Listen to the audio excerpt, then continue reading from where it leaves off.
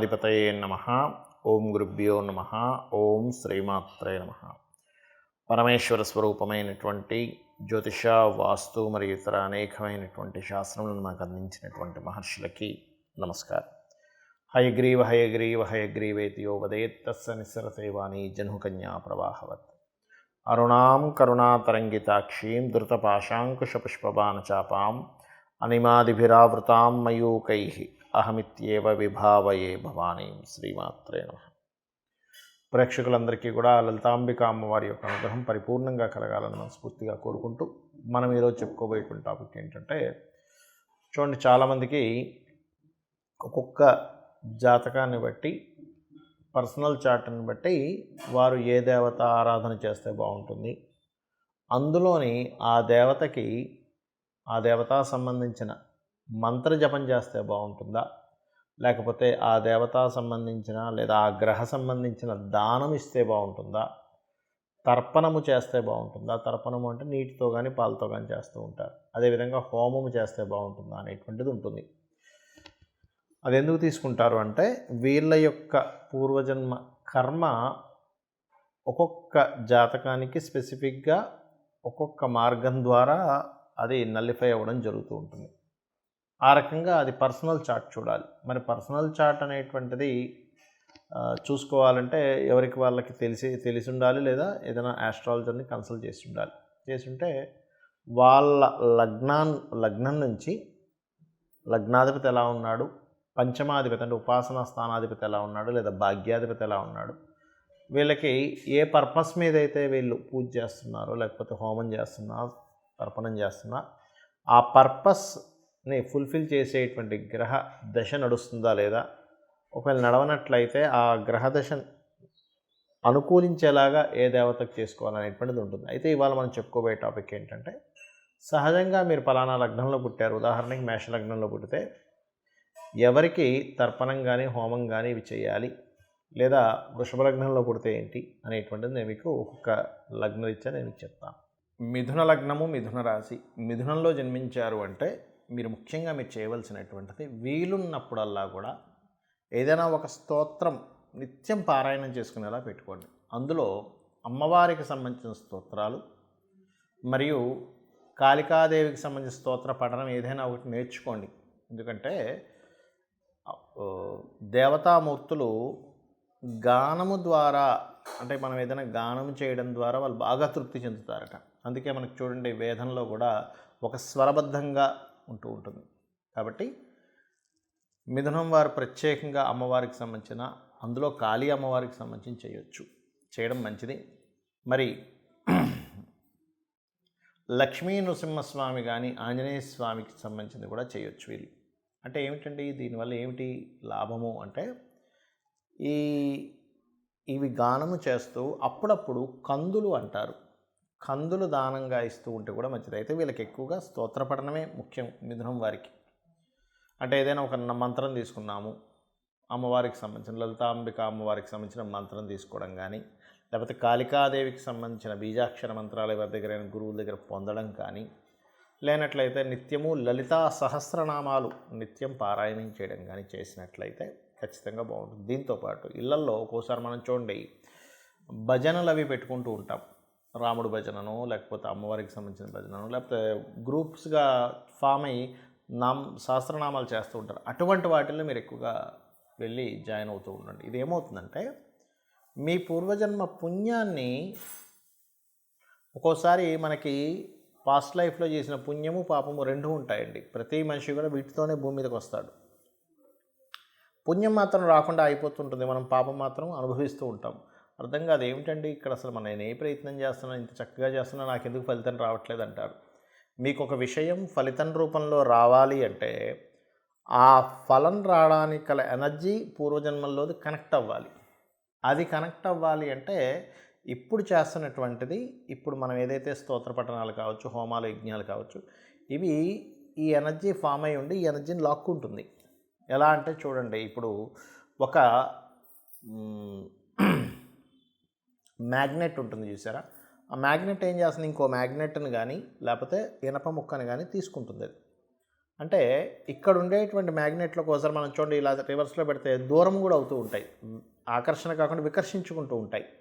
అలాగే మీకు తెలియకుండా మీరు చేయాల్సిన స్తోత్ర పఠనం సరిగ్గా చేయకపోతే కూడా అదేమవుతుంటుందంటే, అంటే సరిగ్గా చేయకపోయినా మీరు ఏదైతే చేయాలో అది ఆ సంబంధించిన చేయకపోయినా కూడా మీకు అది ఫలితం సరిగ్గా రాదు. కాబట్టి ఇవి చేయండి, అన్ని విధాలా బాగుంటుంది. మరి కొంతమందికి జన్మజాతకం ఉండదు, వాళ్ళ డేట్ ఆఫ్ బర్త్లు తెలియదు, వాళ్ళ లగ్నం తెలియదు, వాళ్ళ రాశి కూడా తెలియదు. అప్పుడు ఏం చేయాలి? జనరల్గా చేసుకునేవి కొన్ని ఉంటాయి, జన్మజాతకం తెలిసి వాళ్ళు తీసుకునే దీన్ని బట్టి ఉంటుంది. ఇది రెండు రకాలుగా ఉంటుంది. ఒకటి మీకున్న సమస్యని బట్టి, రెండవది మీకు సమస్య కాకుండా జనరల్గా చేసుకునేటువంటి పద్ధతి. నేను రెండు విషయాలు చెప్తాను. ఒకటి, నిత్యము సూర్య నమస్కారాలు చేసుకోవడం. నిత్యము సూర్య నమస్కారం చేసుకుంటూ సూర్యుడికి అర్ఘ్యం వదలడం. ఇక్కడ మూడు విషయాలు ఎట్ ఏ సేమ్ టైం ఇక్కడ మూడు విషయాలు ఒకటేసారి జరుగుతాయి. ఎలాగా అంటే, ఒకటి, సూర్యుడిని స్తోత్రిస్తున్నాము ఆదిత్య హృదయంతో, సూర్యభగవాన్ని నమస్కరిస్తున్నాము. సూర్యుడు అగ్నిస్వరూపం, అంటే సూర్యుడిని నమస్కరిస్తున్నామంటేనే ఒక హోమం చేస్తున్నట్టుగా, యజ్ఞం చేస్తున్నట్టుగా, సూర్యుడికి నీళ్ళు వదులుతున్నామంటే తర్పణం జరుగుతున్నట్టుగా. దీంతో పాటు మీరు ఆదివారం నాడు కానీ, సప్తమి వచ్చినప్పుడు కానీ, సూర్యుడి యొక్క నక్షత్రాలు అంటే కృత్తిక, ఉత్తరాషాఢ ఈ నక్షత్రాల్లో కానీ మీరు గోధుమలు దానంగా ఇచ్చినట్లయితే, మీ జన్మజాతకం తెలియదు కాబట్టి 4 విషయాలు చేస్తున్నారు. దానం ఇస్తున్నారు, సూర్య నమస్కారం చేసుకుంటున్నారు, అర్ఘ్యం వదులుతున్నారు, స్తోత్రపారాయణం చేస్తున్నారు ఆదిత్య హృదయం. దీనివల్ల ఏమవుతుంది అంటే, మీకు ఏదైతే పూర్వజన్మల్లో చేసినటువంటి కర్మ ఒకవేళ నెగటివ్గా వస్తున్నట్లయితే, ఆ నెగటివ్గా వస్తున్నటువంటి కర్మ అది అక్కడికి అట్లా ఏదైతే ఆ ప్రభావం చూపిస్తూ మీకు ఇబ్బంది కలుగుతుందో ఆ ప్రభావం అనేటువంటి తగ్గుతుంది. ఇక రెండవది, లలితా సహస్రనామాలు మరియు పితృదేవత సంబంధించిన ఆరాధన. అంటే ఎలాగండి? మీకు డేట్ ఆఫ్ బర్త్ టైం ఏమీ తెలియవు, అప్పుడు ఏం చేయాలంటే, దేవీ భాగవతంలో అమ్మవారే స్వయంగా చెప్పినటువంటి తిథులు కొన్ని ఉన్నాయి. దాని తర్వాత ఇంకో 2 తిథులు కొంతమంది పెద్దవాళ్ళు చేర్చారనుకోండి. అవి ఏమిటి అంటే, ఒకటి చతుర్దశి, అష్టమి, నవమి. ఈ 3 తిథుల్లో నా యొక్క అనుగ్రహం అంటే అమ్మవారి యొక్క అనుగ్రహం చాలా దగ్గరగా ఉంటుందట. ఆ సమయంలో ఎవరైతే దేవీ భాగవత పారాయణం కానీ, చండీ సప్తశతి కానీ, ముఖ్యంగా లలితా సహస్రనామాలు కానీ ఎవరైతే పఠనం చేస్తారో, అంటే బాగా తీవ్రమైనటువంటి కష్టంలో ఉన్నారు, లేకపోతే బాగా తీవ్రంగా ఆగిపోయింది ఏదైనా ఒక విషయం, రోజుకి 27 సార్లు కనుక ఈ తిథుల్లో కనుక చేయగలిగితే మీకున్నటువంటి పూర్వజన్మ పాపకర్మ దగ్ధమవుతుంది. దాని ద్వారా మీరు ఇప్పుడు అనుకున్న సంకల్పం నెరవేరుతుంది. మరియు మొత్తం 5 తిథులు అన్నారు కదండి, 3 చెప్పారు కదా అంటే, తర్వాత చేరినటువంటివి అమావాస్య, పౌర్ణమి కూడా. అమావాస్య, పౌర్ణమి చేస్తే కూడా ఈ యొక్క అమ్మవారి అనుగ్రహం చాలా త్వరగా చాలా ఎక్కువగా వస్తుంది. ఇక పితృదేవత సంబంధించింది కూడా చేయాలని చెప్పాను. అదేమిటి అంటే,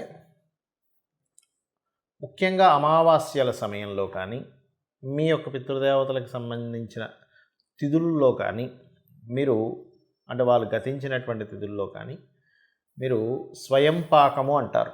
అంటే 1 కిలోనో 2 కిలోలో 5 కిలోలో మీకు తోచినంత మీ స్తోమతను బట్టి బియ్యము, 2 రకాల కూరగాయలు, 2 రకాల పప్పులు, ఉప్పు, చింతపండు, మిరపకాయలు, ఈ రకంగా వండుకునేటువంటి సామాగ్రి ఏదైతే ఉంటుందో, ఒక వ్యక్తి చక్కగా ఇంట్లో వంట వండుకోవడానికి గల సామాగ్రిని మీరు మీకు దగ్గరలో ఆలయంలో ఉన్నటువంటి పురోహితులకి పితృదేవతల కోసం అన్నట్టుగా ఇచ్చినట్లయితే, ఇది కూడా మీ జన్మజాతకంలో ఏదైతే రుణరోగ శత్రు సంబంధించినటువంటి భావం బాగా యాక్టివేషన్ అయ్యి మీరు ఇబ్బంది పడుతున్నటువంటి అంశము చేత్తో తీసేసినట్టుగా ఆ యొక్క ప్రాబ్లం అనేటువంటి తగ్గుతుంది.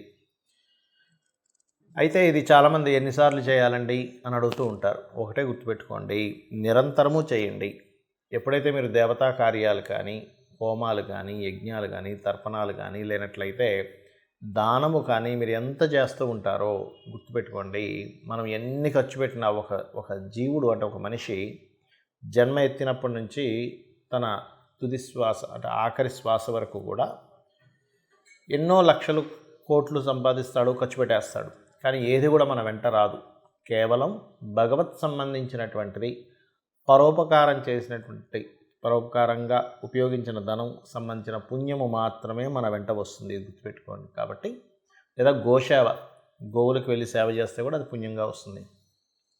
కాబట్టి ఇది చేయండి. ఖచ్చితంగా మీకు మీ జాతకంలో ఏ దశ నడుస్తుంది, ఏ అంతర్దశ నడుస్తుంది, గోచారంలో ఎలా ఉంది, ఇవేమీ మీరు కంగారు పడాల్సిన అవసరం లేదు. మీకు తెలియకుండానే సకల దేవతల యొక్క అనుగ్రహము, ఆ లలితాంబిక అమ్మవారి యొక్క అనుగ్రహం మీకు కలుగుతుంది. శ్రీమాత్రే నమః.